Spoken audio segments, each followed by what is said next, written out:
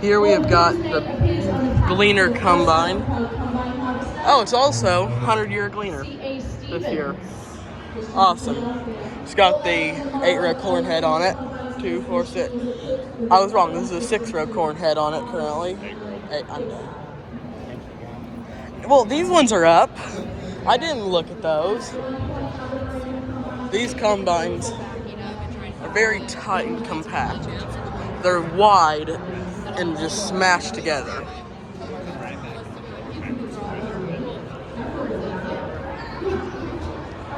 Large machine. These were bought in 1955 by Alice Chalmers. Then they went out of business and were bought by Agco.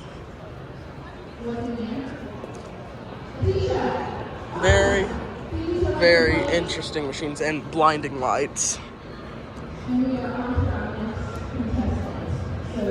Before starting your machine, you must check for animals inside here. You might have a bit of a mess.